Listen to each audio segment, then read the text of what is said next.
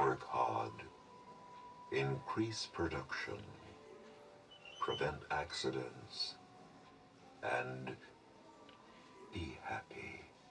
Food only features marginally in George Lucas's Technotopia of THX 1138, his first ever feature film in 1971. In an underground bunker city, a voice on a loudspeaker evenly intones, "For more enjoyment and greater efficiency, consumption is being standardized." as if an announcement in some kind of existential supermarket. The people receiving this message are walking in queues along broad, clean hallways, all of them with cleanly shaven scalps and wearing identical white pajama-like outfits. We are only given a glimpse of an anemic tin tray with 4 small light grey rectangles that look a bit like old tofu flecked with darker bits, just next to the pills that form the main part of the population's diet, and a larger brown rectangle that looks kind of like a flapjack, but more like a block of MDF. In mainstream Western visions of the future, how people feed, nourish, and treat themselves is often just a brief background detail, a quick supplementary world-building prop to the whizzing innovations and slick machines whooshing by. Time for lunch. In a cup. You can break them up into various tropes or categories. Take Flash Gordon from 1936, when the portly Prince Fulton of the Winged Birdmen breaks a hunk of bread, grabbing at an oversized platter of some ornately roasted animal. Here the trope is unimaginable abundance. There's the hunter-gatherer redux, a category that includes the occasional scrounging for scraps in the Mad Max sequels, or The Road.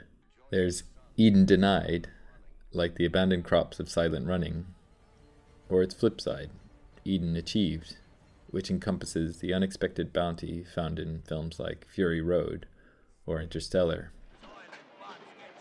A common trope is corporatopia, like the market-driven drivel of Soylent Green, Brazil, or even The Road's bunker with a lifetime supply of Dole tinned fruit and vitamin water. What do you want for breakfast? And then there's the increasingly popular trope, you thought things would change, which includes Blade Runner's casual street-side noodle bar. THX 1138, meanwhile, is a dark twist on the meal in a pill trope. Such categories in sci-fi inevitably start to slip, spill, and overlap. Bon appetit. But running throughout, and often overriding these, is the weight of progress. Science will keep developing, and things should get more efficient, cleaner, faster, purer. For humans, at least. Non-humans in sci-fi films generally are, and eat, slimy, gooey things.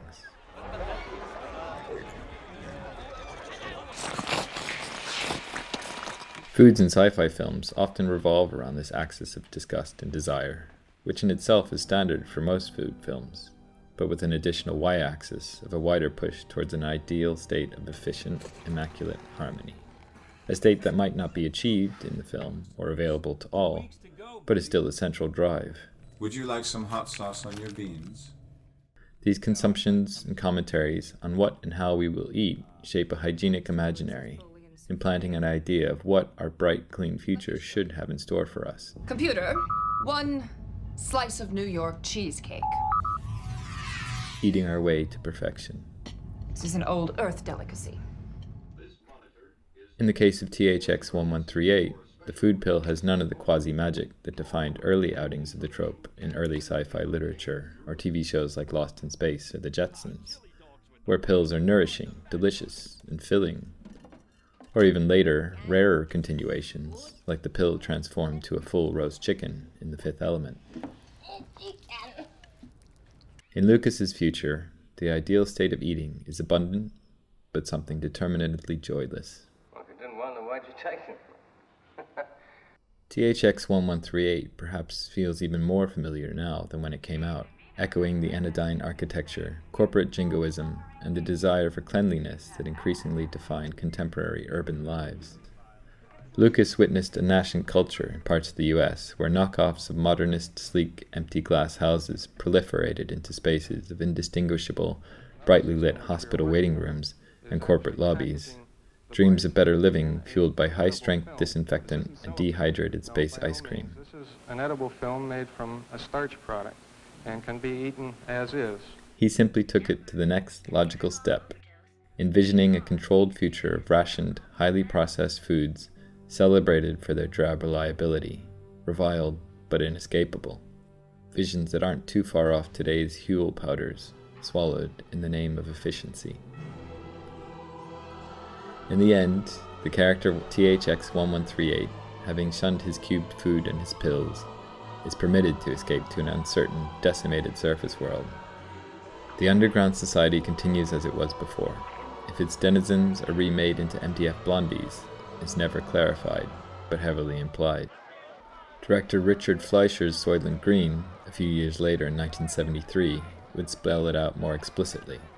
Charlton Heston's Detective Thorne even taking a production factory tour at the film's climax, watching dead bodies be liquefied, presumably pasteurized, and turned into the small, nutritious green wafers that an overcrowded population clamors for. The meal in a pill trope found an unexpected update recently in David Cronenberg's Crimes of the Future, whose narrative is driven by some humans who have evolved to eat plastic, and a group of terrorists producing vibrant purple rectangular snack bars out of industrial waste. The film closes on the protagonist's face flooded with beatific joy as he finally tries a bite of one, as if the ultimate laxative. Part of the intended impact of these foods is that of shock, disgust, the implication that it's a far cry, or even the exact opposite from what the food of the future should be. Do you want lunch? But there's a quieter, instructional pulse that runs underneath all of these. Implicit in the way characters eat in these films is a swallowing of food hierarchies and their wider social ramifications. An instruction of how we are to submit ourselves to what is to come, rehearsing for a homogenized future and its ultimate food, consuming of the perfect, purified body.